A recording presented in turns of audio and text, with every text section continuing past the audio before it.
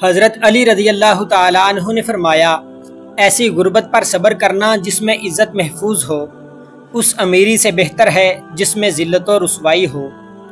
جو ہم سوچتے ہیں وہ ہوتا نہیں، جو ہوتا ہے اس کا علم نہیں، اور جو ہوگا وہ بہترین ہوگا۔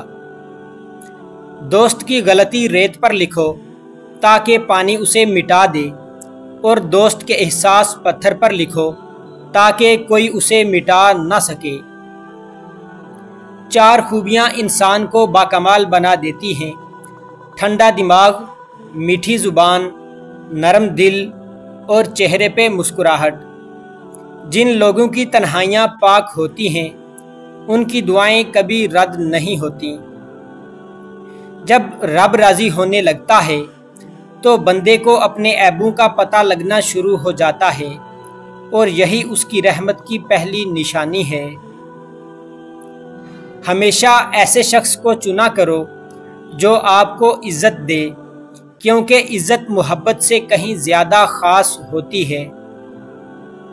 مسکراہٹ روح کے دروازے کھول دیتی ہے۔ خاموشی غصے کا بہترین علاج ہے۔ شرم کی کشش حسن سے زیادہ ہے۔ نامکمل علم فساد پیدا کرتا ہے۔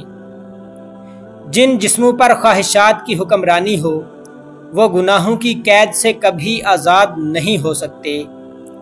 غلط بات پر غصہ آ جانا شرافت کی نشانی ہے، لیکن اسی غصے کو پی جانا مومن کی نشانی ہے۔ انسان 3 چیزیں کبھی نہیں بولتا: اپنا ٹوٹا ہوا مان، لا حاصل دعا اور بے پناہ محبت۔ اس دنیا میں تم بھی مہمان ہو اور تمہاری آرزوئیں بھی۔ تم گلاب کا پھول بن جاؤ، کیونکہ یہ پھول اس کے ہاتھوں میں بھی خوشبو چھوڑ جاتا ہے جو اسے مسل کے پھینک دیتا ہے۔ اگر تمہارے حسب خواہش کام نہ ہو سکے تو جس حال میں ہو خوش رہو، کہ افسوس کا کوئی فائدہ نہیں ہے۔ آنسو کا ہر قطرہ دنیا کی ہر چیز سے زیادہ مہنگا ہے، لیکن کوئی اس کی قیمت اس وقت تک نہیں جان سکتا جب تک وہ اس کی اپنی آنکھوں سے نہ نکلے۔ ہم میں سے بہت سے لوگ اپنے خواب نہیں جی رہے ہیں، کیونکہ ہم اپنے خوف کو جی رہے ہیں۔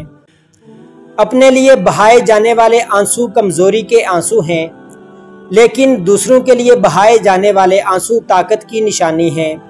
کبھی بھی کامیابی کو دماغ میں اور ناکامی کو دل میں جگہ نہ دینا، کیونکہ کامیابی دماغ میں تکبر اور ناکامی دل میں مایوسی پیدا کرتی ہے۔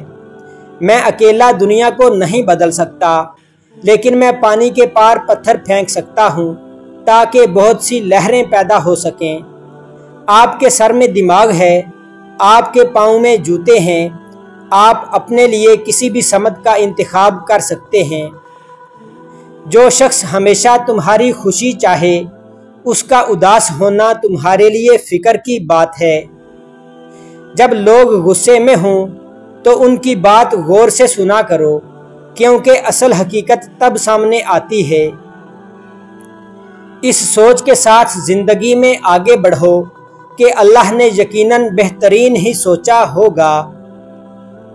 ہمیشہ دعا مانگتے رہا کرو، کیونکہ دعا کبھی رد نہیں ہوتی، یا تو قبول ہوتی ہے یا آخرت کے لیے ذخیرہ ہو جاتی ہے، یا پھر مصیبت کو ٹال دیتی ہے۔